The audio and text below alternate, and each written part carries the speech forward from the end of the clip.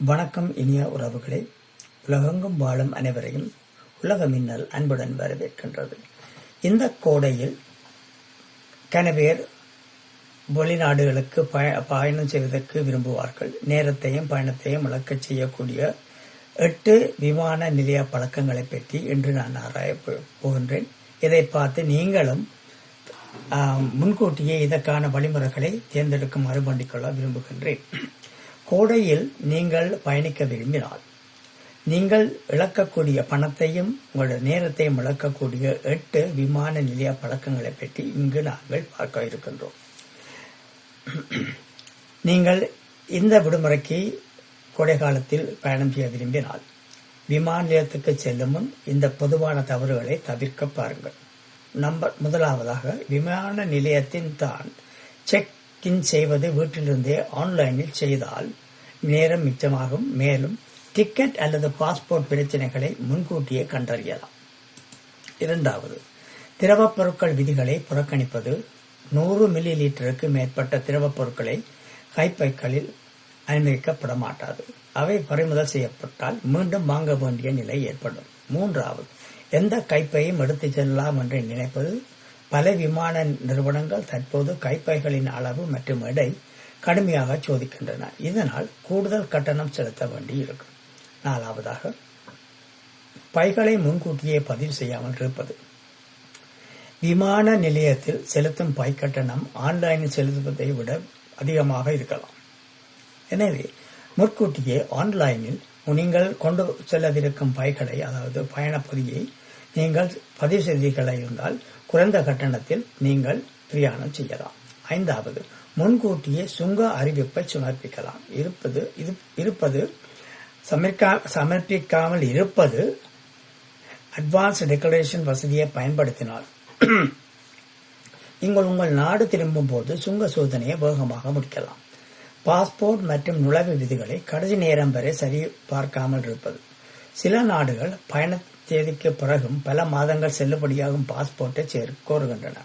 முன்கூட்டியே சரிபார்ப்பது அவசியம். ஏழாவது, மிகவும் குறுகிய இணைப்பு விமானங்களை முன்பதிவு செய்து சிறிய தாமதமே அடுத்த விமானத்தை தவறவிடச் செய்யலாம். அதேபோல கடைசி நேர விமான நிலைய பார்க்கிங் செய்யவும் செலவும் அதிகமாகவும் இருக்கலாம். எட்டாவது, ரசீதுகள் மற்றும் பயண ஆவணங்களை சேமிக்காமல் இருப்பது. விமானம் தாமதமானால் அல்லது பயண பைகள் தொலைந்தால் ரசீதுகள் மற்றும் ஆவணங்கள் இழப்பீடு பெற உதவும். சிறிய முன்னெச்சரிக்கை நடவடிக்கைகள் உங்கள் பயணத்தில் நூற்றுக்கணக்கான டாலர்களையும் பல மணி நேரங்களையும் சேமிக்க உதவும். இந்த தவறுகளில் எதை நீங்கள் செய்திருக்கிறீர்கள் என்று கருத்தில் பகிருங்கள்.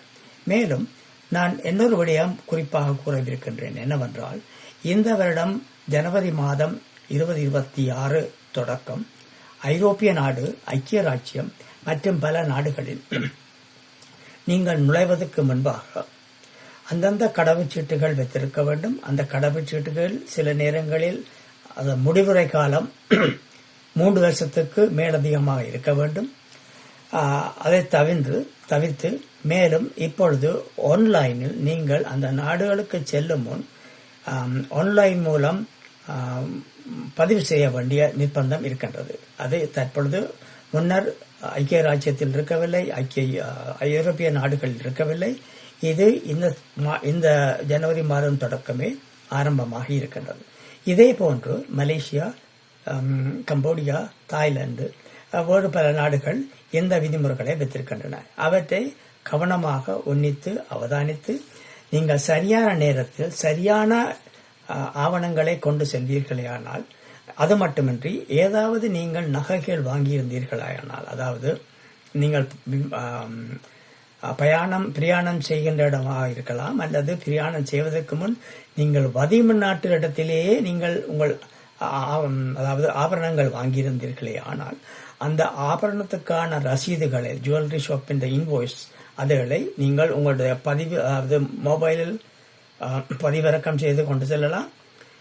அத்துடன் உங்களது ஆபரணங்களையும் கொண்டு செல்லலாம். எனக்கு தெரிந்த வரையில் ஒரு 2-3 வருடங்களுக்கு முன்னர் நான் மலேசியாவில் நின்ற பொழுது ஒரு மலேசிய பெண்மணி தனது தாலிக்கொடி மற்றும் பல நகைகளுடன் இந்தியாவில் சென்ற பொழுது அந்த தாலிக்கொடி மற்றும் நகைகளுக்கான ரசீதுகள் போன்றவர்கள் இல்லாதபடியால் அவர்கள் அதை பறித்து உள்ளே வைத்து விட்டார்கள். அவர்களுக்கு திருப்பி கொடுக்கவில்லை. அப்பொழுது அந்த பெண்மணி தான் அந்த ரசீதை தான் எடுத்து தருகின்றேன், தன்னால் எடுத்து தர முடியும் என்று கேட்ட பொழுதிலும் கூட அதுக்கு அவர்கள் செவிடு மறக்கவில்லை. எனவே இது போன்ற பிரச்சனைகள் வந்தால் நீங்கள் தேவையில்லாத பிரச்சனைகளை எதிர்நோக்க வேண்டியிருக்கும். எனவே இவற்றை எல்லாவற்றையும் தவிர்த்து இலகுவான முறையில் மன நிம்மதியுடன் பிரயாணம் செய்வதற்கு எல்லா ஆவணங்களையும் சரிபார்த்து சென்றீர்களேயானால் உங்கள் பிரயாணம் சந்தோஷமாக இருக்கும். மேலும் பயனுள்ள பயண குறிப்புகளுக்கு எங்கள் சேனலை சப்ஸ்கிரைப் செய்து பெல்லை அழுத்த மறக்காதீர்கள். இத்துடன் உங்களுக்கு விருப்பமான உறவினர்கள், நண்பர்கள், விரும்பியவர்களுடன் பதிவு செய்கிறார்கள். அவர்களும் இதை பார்த்து நன்மை அடைவார்கள் என்று நம்பி உங்களிடமிருந்து விடைபெறுகின்றேன். நன்றி, வணக்கம்.